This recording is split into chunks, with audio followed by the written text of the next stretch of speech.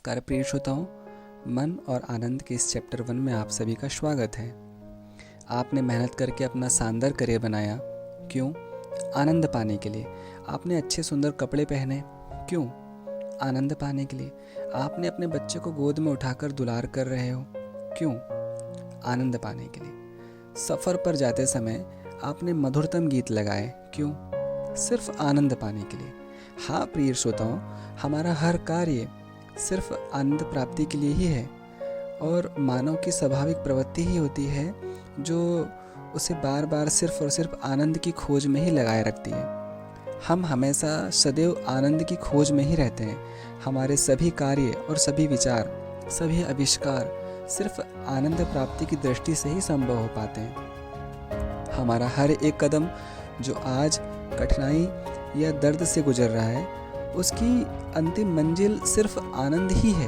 याद रखें, यदि आप कोई बुरा कार्य भी कर रहे हैं तो वह भी सिर्फ आनंद की प्राप्ति के लिए ही है। यह बात अलग है कि बुरा कार्य बाद में आपको निराशा कर देता है। हम पैदा होते ही आनंद की खोज में लग जाते हैं। बच्चा जब माँ से दूर होता है तो रोने लगता है, जब माँ की गोद में होता है तो स्वयं को आनंदित महसूस करता है। अर्थात माँ से दूर होते ही वह स्वयं को आनंदित महसूस करने से रुष्ट पाता है। हमारा धार्मिक होकर स्वर्ग को प्राप्त करना या स्वर्ग की प्राप्ति के लिए किए जाने वाले पुण्य कर्म सिर्फ आनंद की दृष्टि या आनंद की यात्रा के लिए ही करते हैं। हमारे धर्मों के उद्देश्य के अनुसार स्वर्ग या जन्नत हकीकत में वो स्थान है जहाँ दुख की अनुपस्थिति सिर्फ और सिर्फ दुख की अनुपस्थिति ना हो, केवल और केवल आनंद का वास हो। वहाँ केवल सुख हो।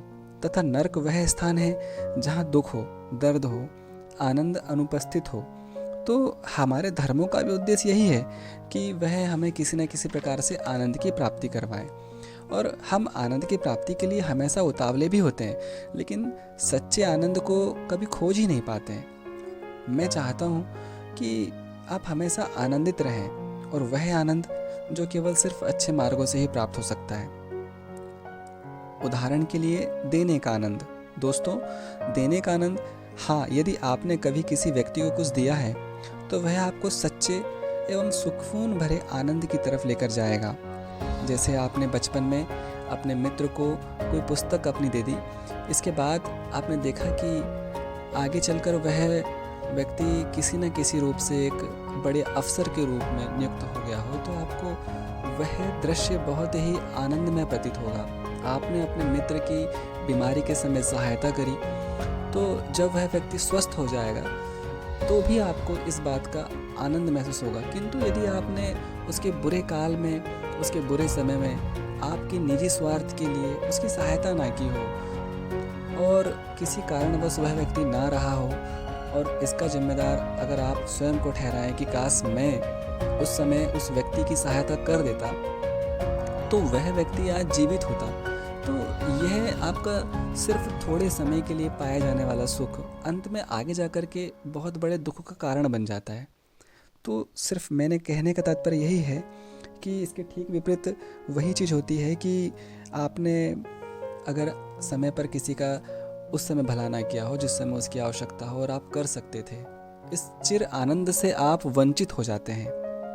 तो लोगों के पास आनंद का भंडार तो मौजूद होता है, लेकिन उन्हें पता नहीं होता कि उनके आनंद का सागर उनके पास मौजूद है और वह उसका यूज़ भी नहीं कर पा रहे हैं। कुछ लोग आनंदित होने के लिए राह देखते रहते हैं कि जब हमारा मन चाहा हमें लक्ष्य हासिल हो जाएगा तब हम आनंदित होंगे, और वो इस आनंद के लिए इंतज़ार ही करते रह जाते हैं। हम कभी भी जी नहीं पाते, बल्कि सिर्फ जीने की आशा करते हैं।